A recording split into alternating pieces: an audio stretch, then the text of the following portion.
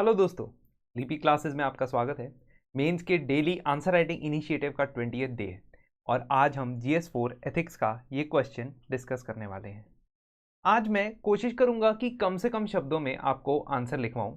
हालांकि ये जो मैंने आंसर लिखा है या आंसर बता रहा हूं आपको ऑलमोस्ट 300 वर्ड्स के आसपास है, लेकिन फिर भी आपको एक रेफरेंस के लिए कि बहुत कम शब्दों में कैसे हाईलाइट करना है, क्योंकि एथिक्स में जो थ्योरी वाले क्वेश्चन होते हैं ना, उसमें आपको 150 वर्ड से ज़्यादा मिलते नहीं हैं। आपके पास हो सकता है चीज़ें कुछ ज़्यादा हो लिखने के लिए, लेकिन कैसे हिट करना है डिमांड ऑफ द क्वेश्चन को, इसके बारे में बताऊंगा। उसके अलावा थोड़ा कौटिल्य के बारे में भी डिस्कस करेंगे कि करप्शन को लेके, यानी कि भ्रष्टाचार को लेके अपने अर्थशास्त्र के थ्रू वो क्या चीज़ें टैकल करने की बात करते हैं। देखिए, बहुत ही बढ़िया और अच्छी सी स्टेटमेंट है। Corruption causes misuse of government treasury, administrative inefficiency and obstruction in the path of national development. Discuss Kautilya's views. अभी क्वेश्चन के अंदर ये ध्यान देने वाली बात है कि कौटिल्य चाणक्य के व्यूज मांगे गए हैं, आपके नहीं। 150 शब्द हैं। आप क्या प्रेफर करेंगे, करप्शन के बारे में जो आपको लगता है वो लिखना, या जो क्वेश्चन में पूछा गया है कि कौटिल्य के क्या व्यू हैं करप्शन के बारे में, वो लिखना? डेफिनेटली ज्यादा मार्क्स वही लेके आएगा जो कौटिल्य के व्यूज के थ्रू डिस्कस करेगा।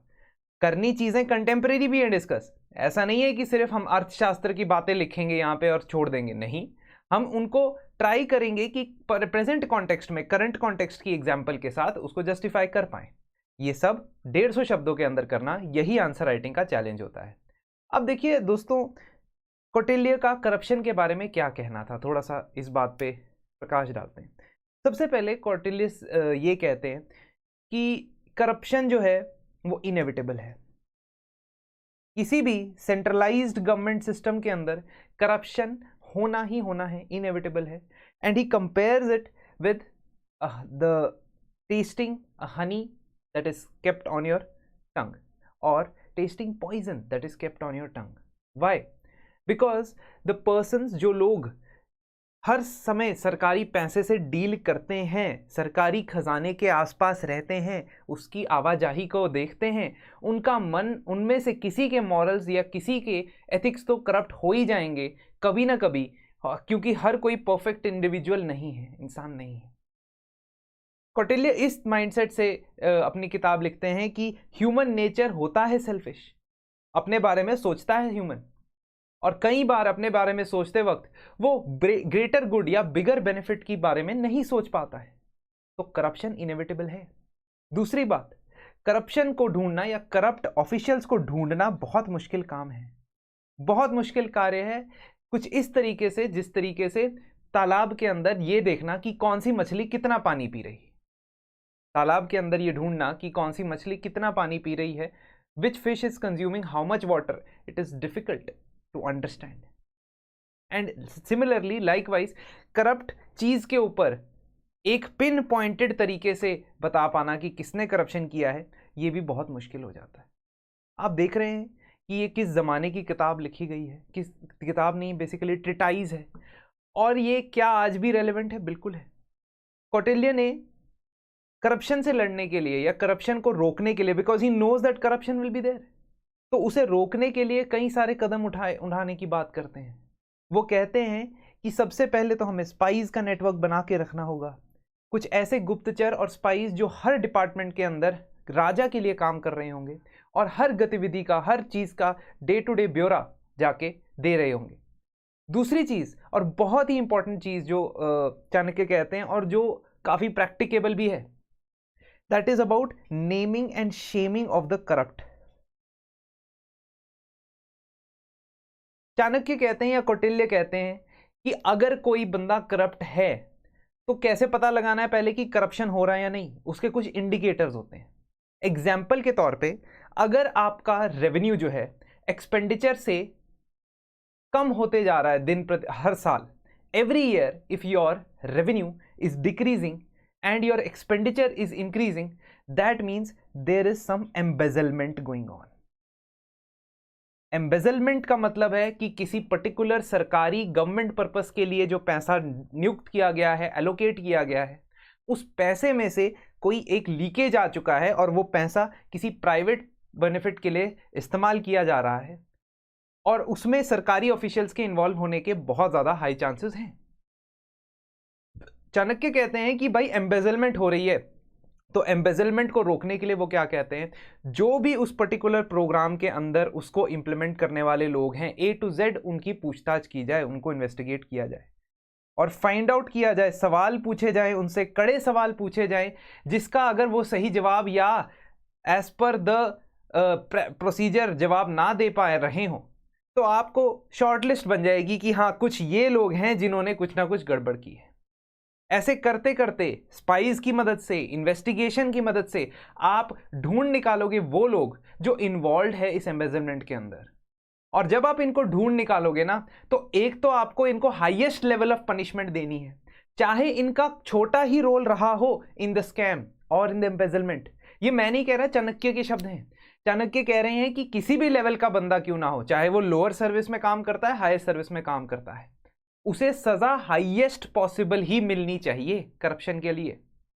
और दूसरी बहुत महत्वपूर्ण या इंपॉर्टेंट बात चाणक्य क्या कहते हैं दोस्तों, कि जिस बंदे का नाम आगे पता लग गया, प्रूव हो गया इसके खिलाफ करप्शन चार्जेस है ना, तो उसके बाद प्रचार करना है आपने। कहां प्रचार करना है? लोगों के बीच प्रचार करना है। क्यों? क्योंकि वो लोगों के पैसे ही लेके गया है। He has embezzled the money that was meant for the people. Government funds में से, ट्रेजरी में से उसने पैसे निकाले। उसके नाम का प्रचार होना चाहिए और प्रचार होने के बाद लोगों को अलाउ करना चाहिए आके उससे कंपनसेशन ले। तो ये इस तरीके का न्याय या इस तरीके का जस्टिस उस समय पे बात करते हैं। स्ट्रिक्टनेस कितनी ज्यादा रखनी चाहिए करप्शन के अगेंस्ट, नो टॉलरेंस पॉलिसी की बात कर रहे हैं चाणक्य। बिल्कुल आज भी यही आवश्यकता है। The people should be named and shamed those who are involved in corrupt practices। यही बात यहां पे चाणक्य ने कही और यही बात हम आगे लेके आएंगे अपनी अंडरस्टैंडिंग में। ठीक है, सो कौटिल्य के और भी बहुत ज्यादा व्यूज हैं, लेकिन ना हम इस आंसर के अंदर और ना ही कुछ शब्दों के अंदर उसे रिस्ट्रिक्ट कर सकते हैं। आंसर की तरफ बढ़ते हैं दोस्तों। ये कोट सिग्निफाई करता है, सबसे पहले तो हमने बताना है कि ये जो कोट लिखा है ऊपर वो क्या सिग्निफाई करता है। अच्छा, उससे पहले मैं आपको जस्ट एक छोटा सा रिमाइंडर अपने कोर्स के बारे में देना चाहूँगा। 48 डेज का मेंस आंसर राइटिंग का कोर्स जो स्टार्ट हो चुका है 10 अक्टूबर से, बट अभी भी आप उसे स्टार्ट कर सकते हैं क्योंकि उसमें कोई टाइम लिमिट नहीं है। सच 30 सितंबर तक उसकी वैलिडिटी है। हर रोज़ एक एक क्वेश्चन आप लिखेंगे, उसको 2 दिनों के अंदर इवेलुएट किया जाएगा। हर मंडे को मैं लाइव सेशन लूँगा जिसमें मैं 6 के 6 क्वेश्चन को डिस्कस करूँगा और आपको तरीके बताऊंगा कि कैसे अपने आंसर्स को इंप्रूव करना है, अपनी आंसर राइटिंग को कैसे पेस करना है एज पर योर प्रिपरेशन, उसके साथ साथ कैसे चलाना है। हर एक के लिए सेम फॉर्मूला नहीं हो सकता है, इसलिए यहाँ पे तो मैं जनरल बातें करता हूँ, लेकिन वहाँ पे मैं स्पेसिफिक पर्सन के अकॉर्डिंग बात करूँगा। जिस तरीके का डाउट आएगा उस तरीके के अकॉर्डिंग बात करूँगा। तो इस कोर्स को अवेल करने के लिए आप 4499 पे अवेल कर सकते हैं। अर्ली बर्ड ऑफर चल रहा है अभी, ये कोड इस्तेमाल करेंगे अर्ली बर्ड, और कूपन कोड जो है 15 अक्टूबर तक वैलिड है। कोर्स में एनरोल करने के लिए या तो इस ईमेल आईडी पे या नंबर पे कॉल करें। चलिए बढ़ते हैं अब वापस, तो बात कर रहे हैं हम कोड की सिग्निफिकेंस की। Corruption has been an irritant since ancient times and continues to remain a thorn in good governance and sustainable development today as well। एक लाइन का इंट्रोडक्शन, 150 शब्द में 2 लाइन मैक्सिमम, लेकिन 1 लाइन का इंट्रोडक्शन देंगे तो चलेगा।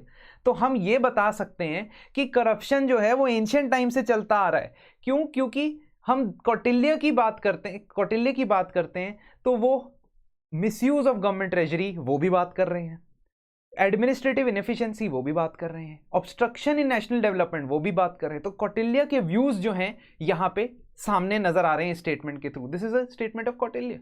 तो कौटिल्य के ही बाकी व्यूज का इस्तेमाल करते हुए हम आंसर देंगे। तो सबसे पहले तो misuse of government treasury. Kautilya अपने ट्रिटाइज अर्थशास्त्र में क्या कहते हैं? Just like it is difficult to resist tasting honey और poison at the tip of the tongue, it is inevitable that there will be certain level of corruption among public servants. इसकी example क्या है? Misappropriation of funds की example क्या नजर आ रही है? हम देख रहे हैं कि कई बार गवर्नमेंट ट्रेजरी में से पैसे एम्बेजल किए जाते हैं और उसके अंदर हमारे अफसर इन्वॉल्व होते हैं। रीसेंट एग्जाम्पल है झारखंड के अंदर आईएएस ऑफिसर्स पूजा सिंघल जी, उनका नाम आया है कि मनरेगा फंड में से 18 करोड़ रुपए उन्होंने अपने पर्सनल बेनिफिट के लिए एम्बेजल किए हैं। तो ये अगेन एक बहुत ही बढ़िया एग्जाम्पल है जिसमें हम एग्जाम्पल के साथ साथ कौटिल्य का व्यू भी रख रहे हैं। एडमिनिस्ट्रेटिव इनएफिशिएंसी कैसे नजर आती है? कौटिल्य कहते हैं कि government functionaries can be compared to fish under water. It is difficult to find out when the fish drinks water और हाउ मच इट ड्रिंक्स, है ना। तो वैसे ही अगर तो इंटरनल अकाउंटेबिलिटी और एक्सटर्नल अकाउंटेबिलिटी मैकेनिज्म्स ठीक से फंक्शन नहीं करते हैं। इंटरनल अकाउंटेबिलिटी मैकेनिज्म्स का मतलब क्या होता है? इंटरनल मतलब डिपार्टमेंट के अंदर से ही, ठीक है, with in the department, with in the ministry, with in the official framework जो आपका अकाउंटेबिलिटी मैकेनिज्म होते हैं ना, कि हाँ भाई इस बंदे की ये रिस्पॉन्सिबिलिटी है, प्रॉपरली डिफाइंड अगर है।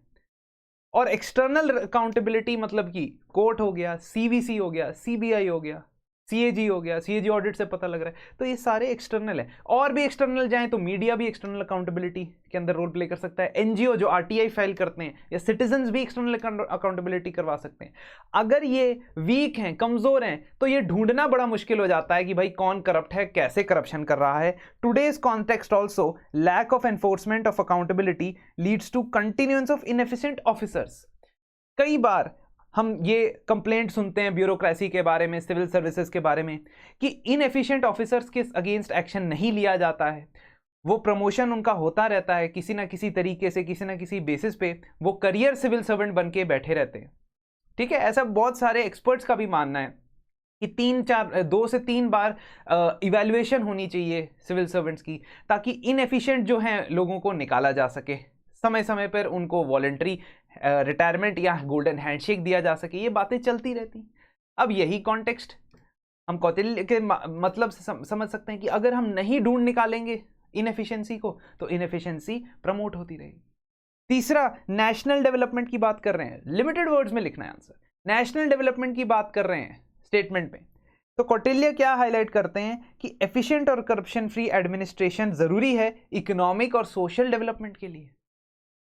आज हम देखते हैं कि जहां पब्लिक और प्राइवेट सेक्टर दोनों कोलैबोरेट कर रहे हैं, नेशनल या डेवलपमेंट के अंदर कोलैबोरेट कर रहे हैं, सॉफ्ट और हार्ड इंफ्रास्ट्रक्चर के अंदर कोलैबोरेट कर रहे हैं। इंफ्रास्ट्रक्चर डेवलपमेंट, चाहे वो ट्रांसपोर्ट हो, चाहे हेल्थ केयर हो, चाहे एजुकेशन हो, सभी जगह हम पब्लिक और प्राइवेट स्फीयर्स दोनों को ही एक साथ या अलग अलग काम करते हुए देखते हैं। तो अगर तो कहीं पे भी इनएफिशिएंसी और करप्शन दोनों आ जाएं, खासतौर पे करप्शन, तो आपके नेशनल डेवलपमेंट में बहुत ज्यादा बाधा आएगी। डेवलपमेंट कब होगी? जब इंफ्रास्ट्रक्चर डेवलप होगा, जब रोड्स बनेंगी, रेलवेज बनेंगी, जब better quality of health and education services provide किए जाएंगे, स्किल डेवलपमेंट प्रोवाइड किया जाएगा, then only you can assume development will happen. But हम जब पब्लिक वर्क्स डिपार्टमेंट को एनालाइज करें तो कई जगह करप्शन देखने को मिलता है। हमारा इंफ्रास्ट्रक्चर डिलेड चलता रहता है, हमारे हॉस्पिटल्स का इंफ्रास्ट्रक्चर हमने देखा कोविड-19 के दौरान कैसे एक्सपोज होता है, गवर्नमेंट हॉस्पिटल्स का भी, ठीक है। हमने सोशो इकोनॉमिक डेवलपमेंट का स्क्यू देखा हुआ है कि जहां जहां wherever there is more corruption, that is also been discussed by the economic survey, जहां जहां मोर एवेन्यूज ऑफ करप्शन होते हैं वहां वहां डेवलपमेंट भी कम देखने को मिलती है। And that is very well highlighted by Kautilya also. Ultimately अगर आपने इसको 150 शब्द में करना है तो आप इसे इसी तरीके से लिख सकते हैं दोस्तों। और कई बार जरूरी नहीं होता है कि पॉइंट्स में आप आंसर लिखो, खासकर एथिक्स में you don't have to be very very quantitative in your answers, specially in ethics. आप 2-3 पैराग्राफ टाइप में भी लिख सकते हो, ये नहीं कि एक एक लाइन में ही लिखना है हर एक आंसर, जरूरी नहीं है, थोड़ी वेराइटी भी आ सकती है आंसर। तो यहां पे आप क्या करोगे कि आप कंक्लूड करके कह सकते हो कि thus we can learn from Kautilya and implement some of the practices, naming, shaming and punishing the corrupt, respectable remuneration for the government servant, है ना, पब्लिक सर्वेंट के लिए रिस्पेक्टेबल रेम्यूनरेशन हो। अगर ये भी कौटिल्य कहते हैं कि करप्शन से लड़ने का तरीका क्या है कि अच्छी सैलरीज मिले गवर्नमेंट एम्प्लॉयज को, और सिर्फ मैं अपर लेवल एम्प्लॉयज की बात नहीं कर रहा हूं, even the lower level employees उनको भी अच्छी सैलरीज मिले। कॉन्स्टेंट विजिलेंस एंड मॉनिटरिंग, ये साथ में कौटिल्य कहते हैं। स्पाइस का नेटवर्क उन्होंने बना रखा है। अब आज के टाइम पे किस तरीके से कॉन्स्टेंट विजिलेंस हो सकती है, डिजिटाइजेशन की मदद से बहुत ज़्यादा फर्क आ सकता है। डिस्क्रिशनरी पावर जो है हम लोगों की कम कर सकते हैं, क्योंकि डिजिटाइजेशन की वजह से we can streamline the decision making powers as per the merits. तो ये चीज अगर हम करते हैं तो हम शायद मेनेस ऑफ करप्शन को टैकल कर सकते हैं। कुछ सीख लें अगर हम कौटिल्य के अर्थशास्त्र से, तो हम कुछ मेनेस ऑफ करप्शन को टैकल कर सकते हैं। दोस्तों यही बात यहां पे आपने बतानी थी। तो इस आंसर के अंदर मेरा आपको मेन लर्निंग आपको क्या देना चाहूंगा कि आप कौटिल्य के व्यूज को डिस्कस करें। Although this statement is by Kautilya and you can put your point also, आप अपने पॉइंट भी रख सकते हो, लेकिन मैं चाहता था कि आप इसके अंदर कौटिल्य के बाकी व्यूज अबाउट करप्शन को भी थोड़ा सामने लाएं और उसको कॉन्टेक्स्ट में रखें। बाकी आप भी इस आंसर को अलग तरीके से अप्रोच कर सकते हैं, बिकॉज मैं हमेशा कहता हूं कि there can be optimum ways of writing an answer in 150 words, but there is no one best way of writing an answer. ठीक है, तो कोई ऐसे झूठे क्लेम नहीं कर रहा मैं। इसी तरीके से हम सीखते रहेंगे, लिखते रहेंगे अगर आंसर्स को, तो हमारा माइंडसेट बन जाएगा कि हम आंसर्स को कैसे देखें, because you don't have the time in the mains exam to see and think कि मैं इसका स्ट्रक्चर ऐसे बनाऊंगा। 30 से 40 सेकंड में आपने वो फैसला लेना है। वो फैसला तभी ले पाओगे जब आपने कई सारे क्वेश्चन पहले लिखे हुए होंगे। तो इसी नोट पे मैं आज की क्लास को यहीं समाप्त करता हूं। नेक्स्ट क्लास में दोबारा मिलते हैं।